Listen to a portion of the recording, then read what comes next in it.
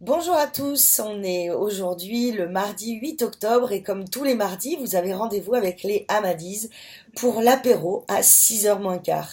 On est vraiment ravis de vous retrouver ce soir et surtout de répondre aux questions nombreuses qui nous sont posées par les photographes de mode qui souhaitent vraiment avoir des conseils ou des méthodes d'un professionnel pour avancer dans leur métier.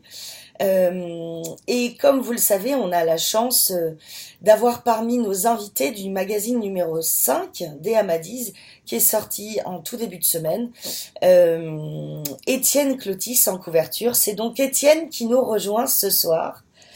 Bonsoir Étienne.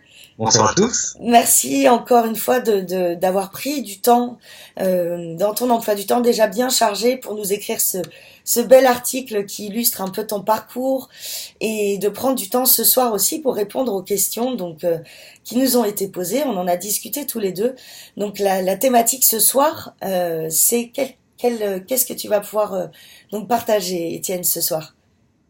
Je peux vous parler un petit peu de mon parcours en tant que photographe de mode, mon évolution, et voilà, si tu as des questions, n'hésite pas à me les poser. Je te remercie de m'avoir invité. Ouais, je t'en prie, avec plaisir. Je mets le chrono des Amadis.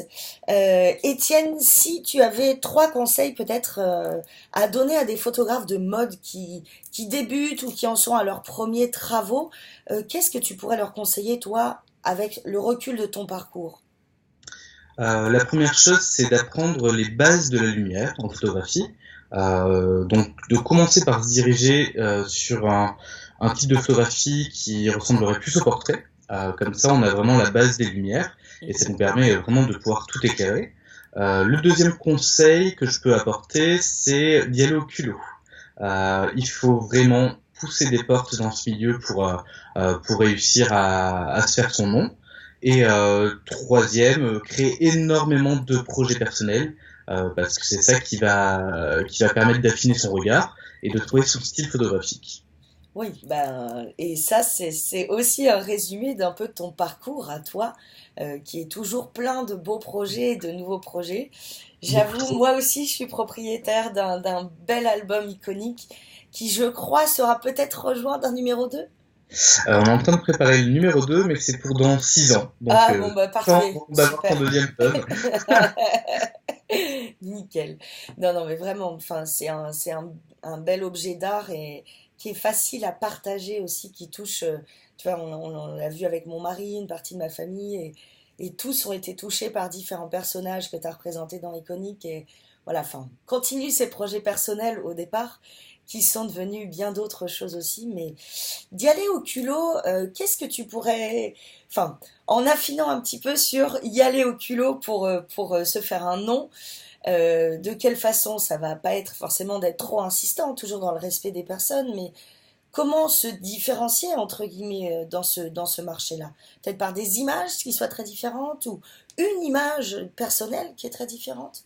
Alors, une image peut vraiment tout changer. Quand je dis d'y aller au culot, c'est au début de ma carrière, je suis allé voir justement des agences de presse Mhm. pour trouver du boulot, hein, et on ferme beaucoup de portes. Et j'ai la chance d'être multi-compétence parce que je suis également maquilleur et coiffeur.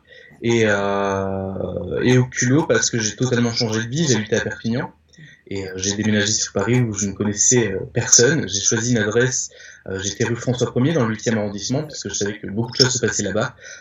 Donc c'est du culot de pouvoir changer de vie aussi. Donc c'est pas spécialement aller vers les autres le culot pour moi. J'ai vraiment commencé à bien marcher le jour où le magazine Gala m'a contacté.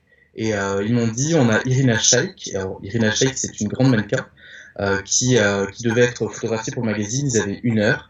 Et le photographe qui était prévu était coincé dans le train.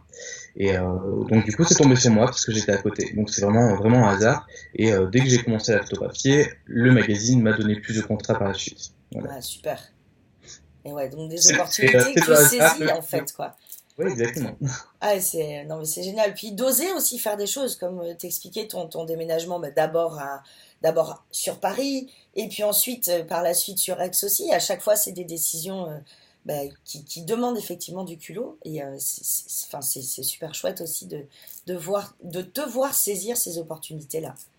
Je pense qu'il faut pas avoir peur en fait de se planter parce que c'est pas grave, c'est une expérience et c'est comme ça qu'on peut remonter et ne plus reproduire ses erreurs. Donc je pense que ce qui marche c'est quand on n'a pas cette peur-là. Il faut réussir à vaincre cette peur, tout simplement. Ouais, non, non, mais vraiment.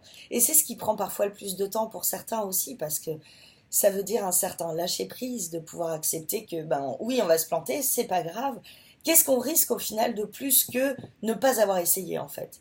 C'est ça. Ouais, Sinon, génial. sinon on ne le sait pas en fait. Voilà. Ouais, Il vaut ouais. mieux essayer. Ah ouais, non, vraiment. Et dans tes futurs projets, Étienne, est-ce que tu acceptes de nous en parler un petit peu?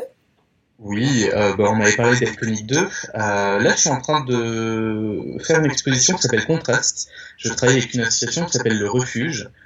Je sais pas si tu connais, c'est une association qui aide les jeunes LGBT qui n'ont pas de toit, pas de travail à se réinsérer. Ok. Et j'avais envie de faire quelque chose pour eux. Donc, de mon côté, j'avais déjà aidé cette association sans communiquer dessus.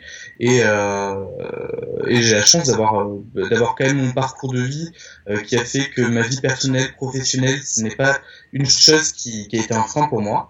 Et j'ai envie de donner pour les autres. Donc là, j'ai ce projet-là. Et pendant 1 ou 2 ans, là, je suis en train de faire une petite pause sur la photographie, puisque je suis en train de créer une structure de réalisation. J'ai envie de réaliser en fait un film. Et je travaille avec deux super acolytes, Charlotte Poncin et Kevin Payet. Donc la vidéo, donc l'image animée est la suite de mon aventure. Ah, génial, génial.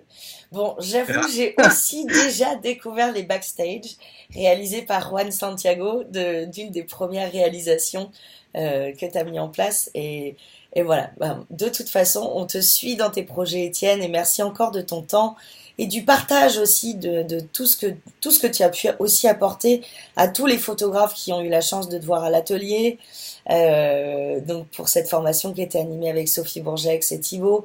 Honnêtement, enfin, ça a été plein de déclics pour tous. Donc merci aussi pour ce partage qui aide les uns et les autres, chacun à avancer. Donc bravo. Nous en tout cas, on est fans chez les Amadis.